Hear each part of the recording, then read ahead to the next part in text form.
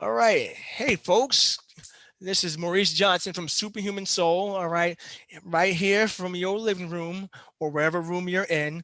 All right. So today I'm going to talk about the squat position. Okay. So now everyone knows how to squat. If you went to the bathroom, there's a toilet there, and then there's a certain feeling in your stomach. You had to sit down for a few moments and you had squatted. Okay. There's a couch behind me. Guess what I'm doing? I'm squatting, so my knees are flexed, my ankles are in dorsiflexion too, right here at this moment. Back is up here. All right, my tailbone is untucked, but you can't see it because I'm sitting down on the couch. And guess what's going to happen when I stand up? Triple extension. Yes, that's how that works. Now, um, a few important things about the squat are the following. You got to make sure your base is set. That means your feet.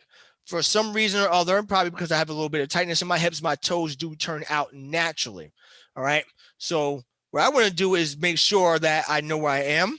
And it's fine if my toes turn out naturally. It's fine if your toes turn out naturally. It's also fine if your toes do line up straight, which is kudos to you because you've done a lot of hip mobility work and you're good to go. So if the feet are turned out here, you actually are opening your hips up to have a little bit more range of motion, and you're able to sit down and stand up by utilizing the glutes, the hamstrings, and even the pelvic floor to keep yourself stable. All right. Now, I'm going to show you a couple of different variations of squats, and we're going to the position here too. But first, I'm going to explain to you about shoes. You squat with your shoes on, you have a certain foundation there, you have a different base. What your base is in your shoes, that's actually your base for your foot. All right. So if you have bad footwear where you got uneven surfaces inside your shoes, that will affect your knees and your hips and eventually your lower back going forward. So make sure your footwear is proper. But better yet, do yourself a solid and let's go a little bit all natural. Well, slightly natural because I'm keeping my socks on. Floor's a little cold right now. And take your shoes off. Okay. So got your shoes off here. All right, I'm going to use the mat because I'm staying stable and sticky from the mat here. And we're going to work on the squat. I'll show you from the front first. And we go down here and back up. Now, notice I actually stumbled back a little bit. So here's an error in my ways. I actually pushed myself way too far back and I didn't balance myself properly. Okay. If you were to have your shoes on, you want to push your weight into your heels so that your toes can kind of lift up. So we go down here and up. Show you again.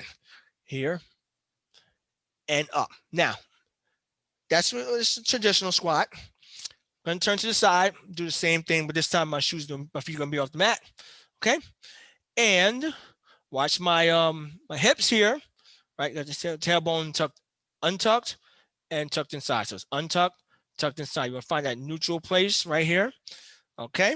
Soft knees, meaning that your knees are slightly bent here, not straight, slightly bent here. All right. Belly button and spine, that core is engaged, and you can lift the internal pelvic floor.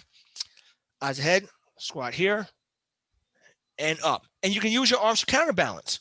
Here and up. See, I did it again, but get it right this time, just for you. Here and up. Okay. So that's a squat from the side. Okay. Knees to go down to about 90 degrees parallel or below, right, if you can. And that's awesome to have there. Now, of course, we go into the loaded squat. I'm going to show you two different types of squats with the weight. Okay. We'll go sumo squat first. This one, you take your feet out wide, turn your toes out a little bit more than usual. So usually my feet would turn out to about right here. This one, my feet are going to turn out right here. Okay. Toes are angled diagonal this way and that way. And the dumbbells are going to go in the middle. Okay. This could be done also with a kettlebell, which is awesome. Good tool, by the way. Hopefully you get a chance to get one in this scenario. Chest up high, squat down, back up right there. And as you stand up, you want to actually engage the glutes, squeeze them, actively engage them right there. The tailbone, I'll keep it going here, is untucked right there. I don't tuck it back under because that, see my back, it rounded. I leave it like this. So that way it keeps my back straight. Okay. Down here and up and up. And what you'll feel with the sumo squat, you'll feel more balanced for sure, because the weight in front of you is counterbalanced with your glute area and your legs pushing behind you, okay? Then you have that center of gravity. That's your belly button there. Now, we'll take it to one more position, one more squat position, and then we'll close it out. So front squat, elbows are up here, okay? What I love about the front squats and why I use them a lot in class is that it does force you to go with a deeper range of motion. So this one, I'm going to turn my feet a little bit straighter, and I'm going to squat down and bring it up there. So my elbows come down to my knees and up. I do my best to keep my chest up high, elbows to knees. Watch it from the side. I'll give you this side view this time. So down here and up, here and up, okay?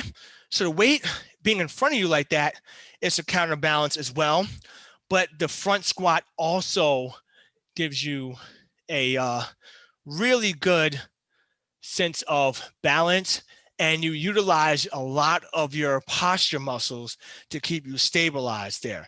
All right, so your upper back muscles, the mid traps, mid-low traps, the rhomboids, and even your erector spinae from here that goes all the way up to your neck is all activated to keep your spine lined up and stable. All right, so those are the different types of squats you want to, that's out there. There's a ton more, but including the back squat with a barbell, but we won't go into that one for this one. This is strictly for home class purposes. Okay, I could speak on the back squat at some other point in time. If you want to request it on our YouTube channel. Okay. And what else? Yes, the tailbone thing. All right. This is the very last part I'm going to talk about, and then we're going to wrap this up. So I'm going to take its position down here, hands and knees. Okay. In yoga, we do cat cows in the beginning sometimes. So part of my shirt, actually, I'm going to tuck my shirt in. All right.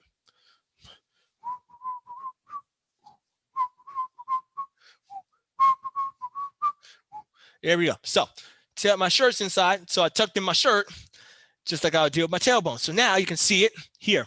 It's my pelvis here. Okay. So this is a cow. So I'm untucking the tailbone. I'm tucking it inside. Now you see what happens when I tuck it inside. That curvature in my low back disappears. Now I'm arching it. It comes in. All right.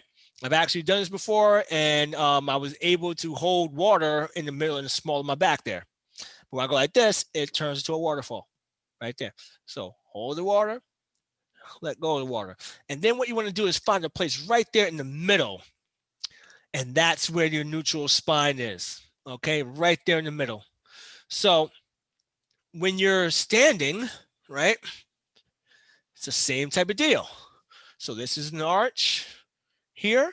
So that's way too much when you're standing. It's putting a lot of undue stress on you. And then there's the under right here. And that's way too far forward, and you got a whole lot of rounding going on there. So what you want to do is find that neutral spine there. But as you squat, you do untuck the tailbone and go back a little bit. And as you see, the line starts to go from here to there. It goes back. See that? So that's how the tailbone works in lining you up and keeping you safe and stabilized during a squat position. Okay. There's also wide squats, plie squats, narrow squats. The narrow squats target the quadriceps a lot more. From the neutral position here, you get a little bit more quad and hamstring. Wider out, you go hamstrings and glutes. So the wider you go, those are more hip dominant squats versus the narrow, which are knee dominant squats. I'm talking about joint action here. So there's a lot of information there. Okay. Just wanted to make sure you got a good in-depth view of the squat. All right. And be sure to subscribe to our YouTube channel for more tips and other videos that we have coming to you for you. Okay. So with that being said, get out there, be elevated, and be excellent. All right. Be sure you watch your squats, watch your leaning, keep that core together, and make it work for you. All right. A better you is a better world. Peace out, y'all.